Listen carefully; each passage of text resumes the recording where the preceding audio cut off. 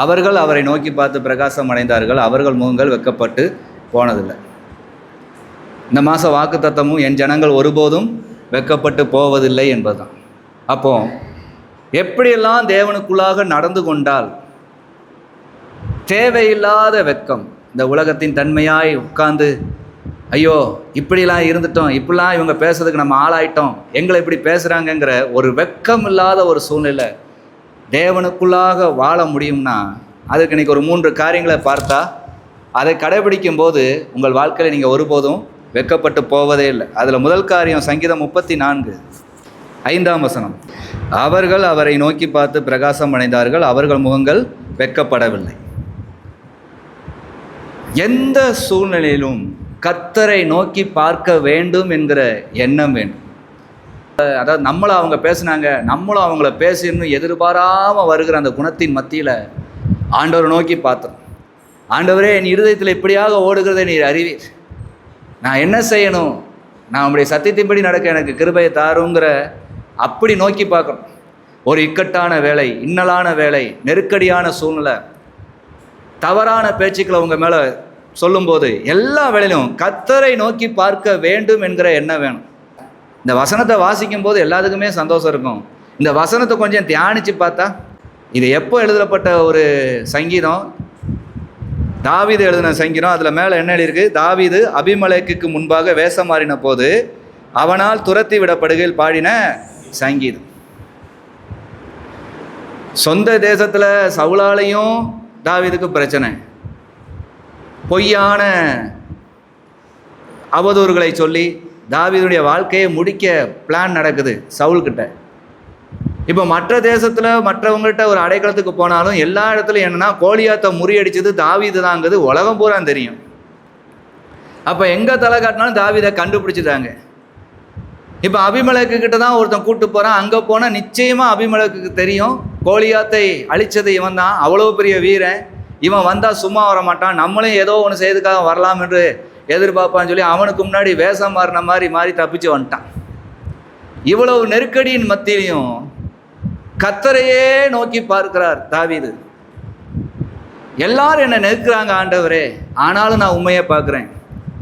நானா யாருக்கு எந்த முடிவையும் பண்ணவோ இல்லை யாருக்கு எந்த முடிவையும் சொல்லவோ, என்ன பேசுனாங்க நான் திருப்பி பேசுறதுக்கோ, இந்த ஜனம் நான் உண்டாக்கினதல்ல, நீர் உண்டாக்கினது. ஒவ்வொருவர்களையும் ராஜாவாய் நீர் உட்கார வச்சிருப்பது நான் உண்டாக்குனதல்ல, நீர் வைத்திருப்பது. ராஜாக்களை உன் மனதிலையும் வையாதேன்னு நீங்கள் தான் சொல்லி கொடுத்துருக்கீங்க, நான் அதை மீறிடக்கூடாதுன்னு அந்த அளவுக்கு கர்த்தரை நோக்கி பார்த்தார் தாவீது. அவர்கள் அவரை நோக்கி பார்த்து பிரகாசம் அடைந்தார்கள், அவர்கள் முகங்கள் வெட்கப்படவில்லை. ஏன் படலை? ஒருத்தன் பேசும்போது ஆண்டவரே இந்த பேச்சுக்கு நான் காரணமாக இருக்கனா, நான் உண்மை நோக்கி பார்க்கிறேன். பார்த்தாங்க. சவுல் இவ்வளவு எதிர்ப்பு தெரிவித்து தாவீதை கொல்ல தேடின போதும் தாவீது தேவனிடத்திலே உண்மையாகவே சவுல் இந்த அளவுக்கு தேடுகிற அளவுக்கு நான் ஒரு காரணமாக இருக்கிறேனா, இருந்தால் நீர் எனக்கு கிருபையாய் மன்னியும், அப்படி இல்லை என்றால் நீரே பதில் தாரும், நான் என்ன பேச, ராஜாவாயிட்டாரு, நான் எதிர்த்து நிற்க முடியாது, நான் பேசக்கூடாது, நீங்கள் தான் பேசணும்னு பிரமாணத்தை காத்து கொண்டவர். இப்படி நோக்கி பார்க்கணுங்க கர்த்தரை. இன்னைக்கு என்ன சூழ்நிலை வந்தாலும் சரி, கணவன் மனைவி இந்த காரியத்தை இப்படி செய்யுமா, இதை இப்படி செஞ்சால் எல்லாமே நல்லா இருக்குமே சொல்லக்கூடாது. உடனே என்னை குறை சொல்லிட்டான்னு ஆண்டவர் நோக்கி பார்க்காங்களாம். என் கணவர் என்னை குறை சொல்லிவிட்டார். மனைவி கணவனை பார்த்து ஒன்று சொல்லிட்டா போதும், உடனே என்னை குறை சொல்லிட்டாங்க. ஊழியர் விசுவாசிகளை பார்த்து சொன்னால் போதும், உடனே குறை சொல்லிட்டாங்க. வேதத்தில் உள்ளதுதானே சொல்கிறாங்க, அதன்படி தான் நடக்கணும். பிள்ளைகள் பெற்றோரை பார்த்து சொன்னாலும் சரி, பெற்றோர் பிள்ளைகளை பார்த்து சொன்னாலும் சரி, உடனே எங்களை குறை சொல்லிட்டாங்க, ஆண்டவரே இப்படி பேசக்கூடாதுல்ல அப்படின்னு. நீங்களும் தான் இப்படி நினைக்கக்கூடாதுல்ல. அவரை நோக்கி பார்க்கிறது எந்த விதத்தில் இருக்குது நீங்கள் நினச்சி பாருங்க. அவர்கள் அவரை நோக்கி பார்த்து பிரகாசம் அடைந்தார்கள், அவர்கள் முங்க வெட்கப்படவே இல்லை. ஏன்? நோக்கி பார்க்கிற விதத்தில் நோக்கி பார்த்தார்கள். இன்னைக்கு நோக்கி பார்க்கிறேன்னு தான் சொல்றீங்க. எல்லா நேரமும் உங்களை நீதிமானா ஆண்டவர்கிட்ட காட்டணும்னு நினைச்சா நீதிமானா ஆக்குறதே அவர் தான். அவர்கிட்ட போயிட்டு நான் நீதிமான்னு சொன்னால் எப்படி இருக்கும்? அப்போஸ்தலனாகிய பேதுருவை கவனித்து பாருங்கள், பவுலை கவனித்து பாருங்கள், எல்லா சீசர்களையும் கவனித்து பாருங்கள்.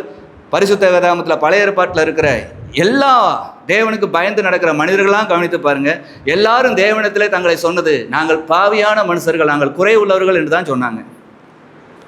இன்னைக்கு எத்தனையோ பேர் ஆண்டவர்கிட்ட போயிட்டு, நான் நீதிமான் ஆண்டவரே எனக்கு நீர் பதில் தாருங்கிறான். நீதிமான ஆக்குனது யாரு? ஆண்டவர் தானே. அப்போ ஆண்டவருக்கு தானே இன்னைக்கு நீங்கள் செஞ்சது நீதியா இல்லையாங்கிறது அவர் தானே உங்களுக்கு சொல்லணும். அப்படி தானே அவரை நீங்கள் நோக்கி பார்க்கணும். நீங்கள் செஞ்சது ரைட்டு நோக்கி பார்க்குறீங்களே, நீங்கள் செஞ்சது சரிதானா? ஏசு கிறிஸ்து பதிலுக்கு பதில் பேசி நான் சொல்லியிருக்கிறாரு.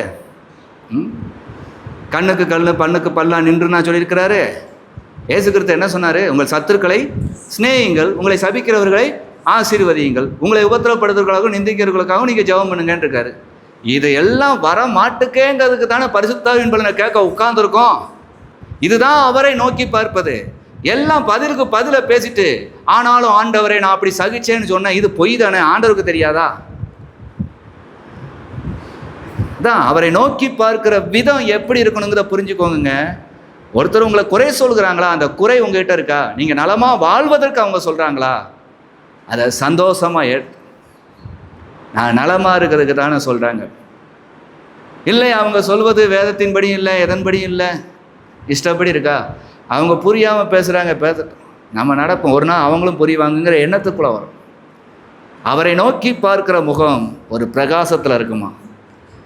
யார் என்ன, அதான் ஊர் என்ன சொன்னாலும் பாரு எது நின்னாலும் தான் நடந்த கிரியை எப்படி, அது தேவனுக்குள்ளாக எப்படிங்கிற ஒரு மகிழ்ச்சி இருக்கும். எவ்வளவு இக்கட்டுகள் இருக்கிற தாவீது இந்த சங்கீதத்தை பாடுகிறான்.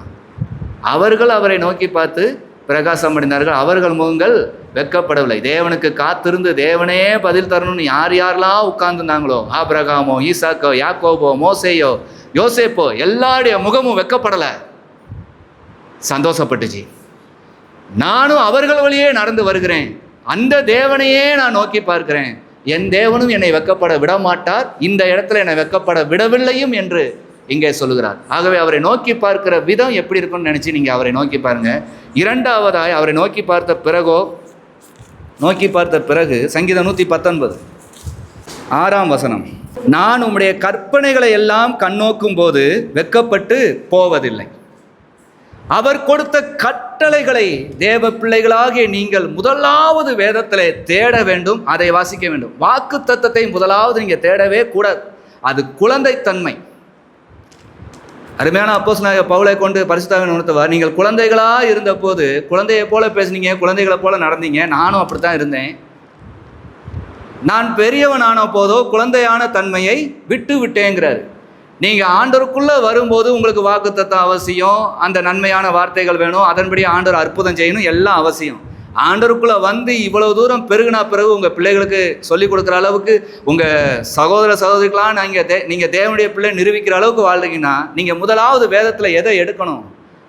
தேவன் சொல்லுகிற கட்டளை என்ன, அந்த கட்டளையின்படி நாம் நடக்க வேண்டுமே என்பதை கண்ணோக்கி பார்க்கணும். வேதத்தில் வாக்கு தத்தம் உங்களுக்கு தான், முறைப்படி அதை எடுக்கணும். எடுக்கிறதுக்கு ஒரு பலன் வேணும்ல.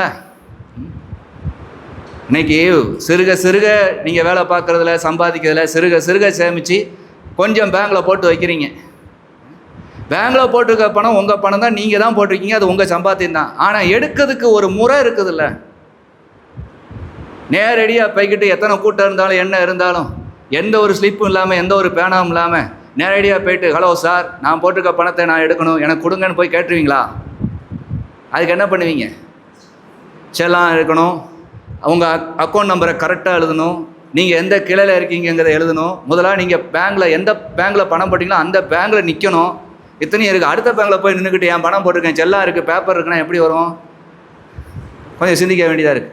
அடுத்த பேங்கில் போய் நிற்க முடியாதுல்ல, தன்னுடைய பேங்கில் தான் போகணும். இன்றைக்கி அதே மாதிரி வாக்கு தத்தங்கிறத எடுத்துகிட்டு என்ன பண்ணுறாங்க தெரியுமா? இவங்களுக்கு இன்றைக்கி நினச்ச மாதிரி ஒரு வாக்கு தத்தம் இல்லையா, தான் பிள்ளையுடைய வாக்கு தத்தத்தை சொல்லி ஜெபிக்கிறது. எந்தெந்த கோட்லேயோ வண்டி போய்கிட்டு இருக்கும். இன்னொன்று என்ன, வாக்கு தத்தம் மட்டும்தான் வாழ்க்கைன்னு வச்சுருப்பாங்க. அதை முறைப்படி எடுத்துக்கொள்ள அந்த கீழ்ப்படிதல் வேணும்ல.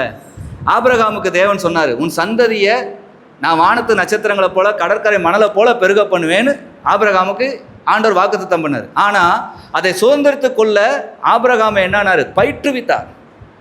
ஈசாக்கு பிறக்கும் போது ஆபிரகாம் யாராக இருக்கணும்?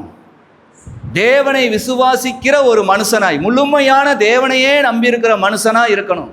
தன் அப்பாவுடைய சம்பாத்தியத்திலேயோ தன்னுடைய நிர்வாகத்திலேயோ இல்லை யாரோ கொடுத்த வேலையிலையோ உட்கார்ந்து வருகிறவனாய் ஆபிரகாம் தெரியக்கூடாது. விசுவாசத்தின் பிள்ளை என்றே ஈசாக்கை உலகம் சொல்ல வேண்டும். அதற்காகவே ஆபிரகாமை தேவன் பயிற்றுவித்தார். பயிற்றுவித்து சொந்த தேசத்தை விட்டு, சொந்த இனத்தை விட்டு, சொந்த எல்லா காரியங்களை விட்டுட்டு நான் காட்டும் தேசத்துக்கு வான்னு அழைத்தார். ஆபிரகாம் கீழ்ப்படிந்து நடந்து கொண்டே வரும்போது ஏற்ற வேளையில் ஈசாக்கை கொடுத்தார். இன்றும் ஆபிரகாமின் சந்ததியை ஆசீர்வதிக்கிறார். இன்றும் ஆபிரகாமின் பிள்ளைகளாய் தேவன் அநேகரை தெரிந்து கொள்கிறார். அதற்கெல்லாம் ஒரே காரணம், ஆபிரகாம் வாக்குத்தத்தத்தை கடைபிடித்தார் என்று சொல்ல முடியாது. தேவன் சொன்ன எல்லாவித கட்டளைகளுக்கும் கற்பனைகளுக்கும் கீழ்ப்படிந்தார்.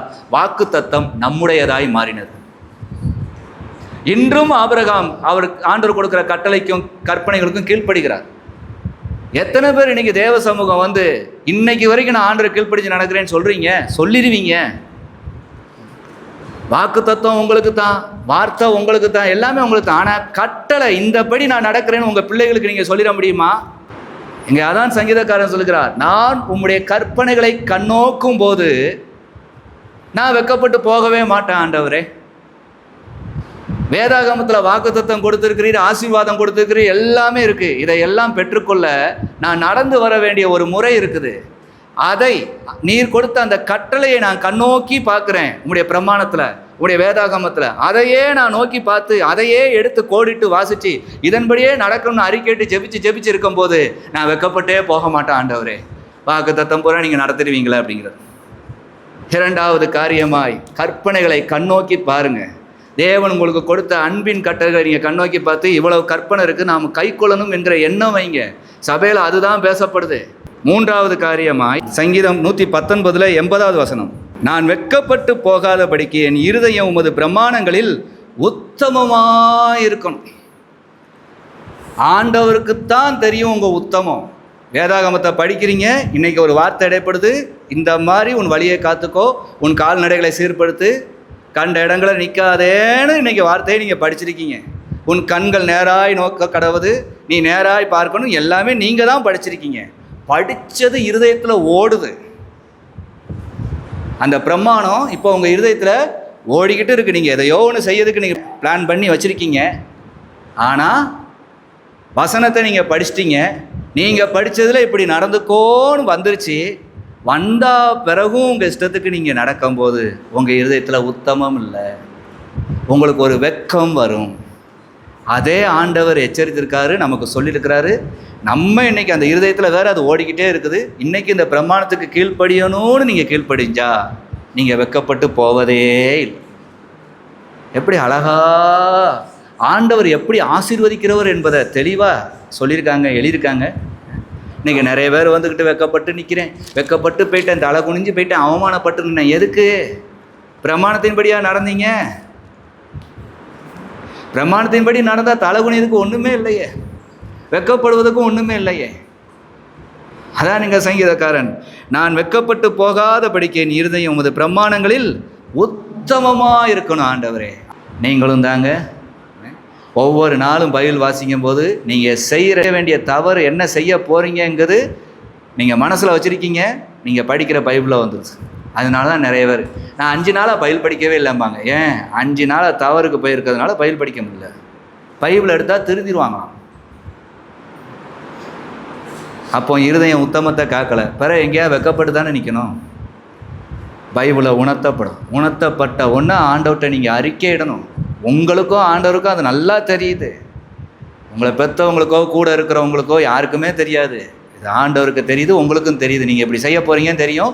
ஆண்டவர் உங்கள் கையிலேயே நீங்கள் எடுத்த அதிகாரத்தில் அந்த வசனத்தில் திட்டமாக சொல்லிட்டார். உங்களுக்கு உணர்வான பிறகு நம்ம இன்றைக்கி இப்படி நடக்கணும்னு நினச்சோம், ஆண்டவர் திட்டமாக அந்த வசனத்தில் நான் எடுத்த பைபிளே சொல்லிட்டாருன்னு நீங்கள் நினச்ச உடனே ஆண்டவர்கிட்ட அறிக்கையிட்டு இருதயத்தில் அந்த வசனம் உங்களுக்கு ஓடிக்கிட்டே இருக்குதுன்னா ஆண்டவர்கிட்ட இன்றைக்கி நான் உத்தமமாக இருக்கணும், ஆண்டவர் எனக்கு பலந்தாங்கன்னு உத்தமமாக இருந்துருங்க.